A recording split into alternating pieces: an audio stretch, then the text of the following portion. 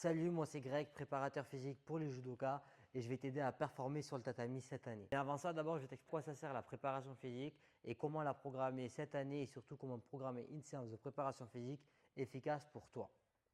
Tout d'abord, on commence parce que la préparation physique, à quoi ça sert? Ça va t'aider à être plus performant sur le tatami, ça va être ton socle de base. C'est là où tu vas travailler ta force, ta vitesse, ton endurance, ta mobilité et toutes les qualités physiques que tu as développées en préparation physique, tu vas les exploiter en judo. Mais ce n'est pas l'inverse. La préparation physique vient compléter le judo. Nous, ce qui est vraiment de plus important, c'est la pratique du judo. La préparation physique, ça vient comme un appui au judo. Tout ce que tu ne travailles pas au judo, au judo, tu ne travailles pas ta force, tu ne travailles pas ta vitesse, tu vas travailler ta technique, tu vas travailler ta vision, la compréhension tactique du judo, mais tu ne vas pas venir travailler ta force spécifique. Donc nous, on va venir travailler ta force pour que quand tu sois sur le tatami, tu aies plus de force pour soulever et déplacer ton adversaire. C'est vraiment un appui sur le judo. Et ça, c'est très important de le comprendre. C'est pour ça qu'en préparation physique, je conseille, et ce que je vois qui marche le mieux, c'est entre 2 à 4 séances par semaine. Au-delà, c'est trop parce que ça va venir empiéter sur ta pratique du judo. En dessous, généralement, ce n'est pas assez. Une séance, en fonction de ce que tu fais au judo, si tu t'entraînes vraiment très très fort au judo, peut-être que tu n'auras pas le temps et ça peut faire une séance. Mais généralement, 2 séances, c'est très très bien. On aura le temps de faire plein de choses. Ça va dépendre du temps que tu as accordé et des entraînements du judo que tu produis. Maintenant, qu'est-ce qu'on va venir chercher à développer en priorité en préparation physique? En priorité, ça va être de la mobilité et de la puissance. La puissance, c'est quoi? C'est de la force fois de la vitesse. Donc, il va falloir à la fois développer sa force et à la fois développer sa vitesse. Force, on se demande souvent ce que c'est. Pour moi, c'est deux choses. Tout d'abord, c'est nerveux, la force, coordination intramusculaire. Mais aussi, la force, c'est quoi? C'est les muscles que tu vas avoir. Donc, quand tu vas prendre en force, tu vas non seulement gagner de la connexion nerveuse intramusculaire, c'est nerveux, mais tu vas aussi forcément gagner un petit peu de muscle, c'est structurel. C'est les deux à la fois. Quand on travaille de la force, ce n'est pas un travail d'hypertrophie. L'objectif, ce n'est pas forcément d'avoir plus de muscles, mais forcément, quand on soulève des charges lourdes, l'hypertrophie, donc la prise de masse musculaire, va venir avec. Maintenant que tu sais qu'est-ce que c'est la force et que c'est important en judo, je vais t'expliquer comment organiser tes séances. Tout d'abord, je commence toujours par un petit peu d'échauffement articulaire. À la suite de ces échauffements, j'intègre de la mobilité. La mobilité, ça va dépendre de toi en fonction de tes anciennes blessures et de là où tu t'es blessé et ce que tu veux bosser. Par exemple, moi, je manque beaucoup de mobilité de hanche. Donc, la mobilité que je vais intégrer, c'est de la mobilité de hanche. Mais toi, ça pourra être d'épaule, de coude, de poignet, de cheville, de ce que tu veux. Ensuite, j'intègre toujours un travail pliométrique, un travail de puissance.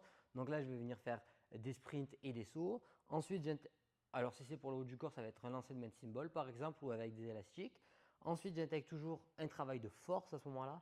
Donc le travail de force, c'est entre 2 et 5 répétitions que tu vas devoir faire. Ensuite, un travail d'hypertrophie. Là, l'hypertrophie, c'est ce que tu vas retrouver en musculation classique.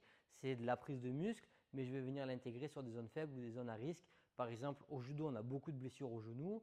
Donc, je vais venir intégrer un travail au niveau du quadriceps et de l'ischio-jambier ou en position d'étirement ou en position raccourcie pour venir justement éviter mon risque de blessure autour de mon genou. Je pourrais faire pareil autour de mon épaule. Ça va dépendre de mon choix de séance par exemple. Je vais finir mes séances par soit un travail d'abdominaux, soit un travail de griffes. Ça va pareil, ça va dépendre de ce que tu veux venir bosser. Ce qui est bien, c'est même que tu peux les enchaîner. Comme ça, tu rajoutes à la composante de tout ça, un travail cardiovasculaire. Et là, ta séance, elle est parfaite. Tu ne peux pas faire mieux. Deux erreurs que je vois trop souvent en préparation physique pour le judo, c'est quand les judokas ils veulent faire des outils comme lestés, ils veulent mimer ce qu'ils font au club en préparation physique. Ça, c'est totalement faux. C'est deux parties bien distinctes. En préparation physique, on travaille ses qualités physiques. Au club, on travaille sa technique, sa vision du judo. On va venir travailler tout ça. Parce que pourquoi l'Uchikumi lesté, c'est une mauvaise solution? Parce que tu travailles ni ta préparation physique, ni tes qualités physiques, parce que tu développes ni ta force ni ta vitesse, et tu travailles non pas ta technique, parce que le mouvement n'a rien à voir avec un vrai partenaire. Donc, je te déconseille de venir faire ça. C'est soit l'un, soit l'autre. Mais on évite de mélanger les deux. Une des erreurs que je vois trop souvent en salle de musculation et en préparation physique pour judoka, c'est qu'on fait tous nos entraînements sur le même plan, alors qu'on a plusieurs plans au judo. Je ne vais pas te parler des plans frontales maintenant, tout ça, mais il faut travailler dans toutes les directions pour faire simple. Il faut travailler en latéral, en rotation, parce que du coup en judo on a pas mal de rotations. Il faut qu'on fasse des fentes avant, des fentes arrière, des fentes latérales et des rotations. Une fois que tu as compris qu'il faut travailler dans toutes les directions, pareil pour les sprints, ce n'est pas forcément des sprints tout droit, on va venir inclure des changements de direction. Une fois que tu as compris ça, là, tu es sûr de faire une bonne préparation physique et des bonnes séances. Maintenant, tout ça, ce qui va être important, c'est de le programmer. Comment le programmer dans une année et en fonction des compétitions? Tu te doutes bien que si tu as une compétition, tu ne vas pas t'entraîner de la même manière. Par exemple, avant une compétition, tu ne vas pas faire un footing d'endurance. Tu ne vas pas faire de l'endurance, donc un footing de 40 minutes. Ça ne sert à rien, entre guillemets. Ça va servir, c'est le moteur. Tu vas faire de l'endurance fondamentale, c'est ton moteur. Mais ça se fait loin des compétitions. Donc, le travail qui est loin des compétitions et le travail qui est proche des compétitions n'est pas le même. Et donc ça, il va falloir l'ajuster et le préparer en amont. Par exemple, quand on se rapproche des compétitions, le but c'est d'avoir un effort de compétition le plus proche. C'est-à-dire qu'il faut que ta préparation physique et ton judo ressemblent le plus à ce que tu vas retrouver en compétition. Donc des efforts courts et intenses. Donc si tu vas vouloir venir bosser ton cardio, tu vas faire des efforts courts et intenses. Quand on se rapproche des compétitions, on met l'accent plus souvent sur de la vitesse et de la puissance que sur de la force pure parce que du coup, en judo, ce n'est pas de la force pure qu'on va venir chercher. C'est un mix des deux. Donc, on se rapproche encore une fois de l'effort de compétition. On va venir aussi diviser notre volume d'entraînement pour éviter d'être fatigué et de surcharger, mais on va garder nos entraînements. Donc, par exemple, on divise le volume, mais on garde la même intensité. Si tu faisais 4 squats, 4 séries de squats à 100 kg, tu vas faire plus que 2 séries de squats à 100 kg.